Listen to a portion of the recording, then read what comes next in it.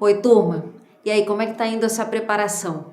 Bom, você já sabe que um dos itens que mais causam perda de pontos nas provas de redação é a pontuação inadequada. Então vamos agora fazer uma rápida revisão sobre como usar 3 pontuações muito úteis ao redigir um texto dissertativo argumentativo: a vírgula, o ponto e vírgula e os 2 pontos. Vamos começar pela vírgula. No texto com o estilo que é pedido no Enem e nos vestibulares, ela pode ser usada nas seguintes situações. Primeiro, para enumerar elementos que têm a mesma função sintática. Olha o exemplo aqui. O terrorismo é um crime absurdo, cruel e arbitrário. Você vê absurdo e cruel, 2 adjuntos às nominais separados pela vírgula. Segundo caso, separar orações coordenadas ligadas por conjunções. Por exemplo, todos são contrários ao terrorismo, mas ninguém enfrenta a questão. Terceiro caso, separar orações subordinadas adverbiais quando estiverem antes da oração principal ou de adjuntos adverbiais. Olha o exemplo aqui. Aberta a discussão sobre os ataques terroristas, o presidente apresentou a sua proposta. Quarto caso, eu posso usar a vírgula também para isolar o aposto explicativo.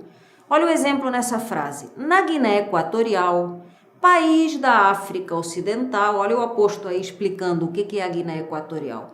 Metade da população não tem acesso à água potável. Então, usei as vírgulas para separar esse aposto.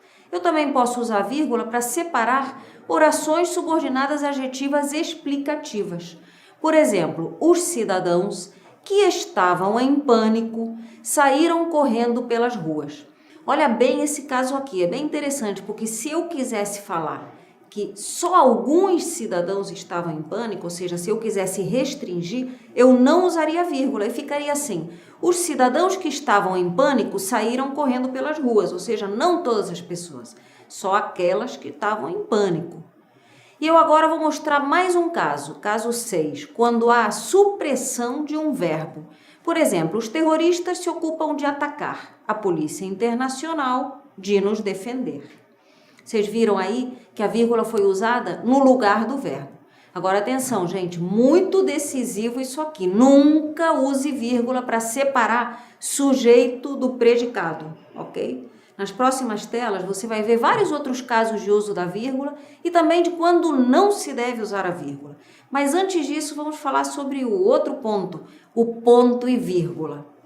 O principal nesse caso é você lembrar que esse sinal indica uma pausa maior do que a da vírgula e menorzinha do que a de um ponto final. Olha o exemplo. O Brasil é um lugar pacífico, ponto e vírgula. Outros países vivem em guerra. Sentiu aquela pausa maior do que a da vírgula? E aí o ponto e vírgula separou as orações coordenadas assindéticas com 2 sujeitos diferentes, o Brasil e outros países. Você precisa notar também, nesse exemplo, que ficou subentendido uma conjunção, porque o ponto e vírgula também serve para isso. É como se você dissesse assim: o Brasil é um país pacífico, enquanto que outros países vivem em guerra. Não quis usar enquanto que, então eu fui lá e coloquei o ponto e vírgula. Bom, agora só falta falar dos 2 pontos. Quando é que a gente usa eles?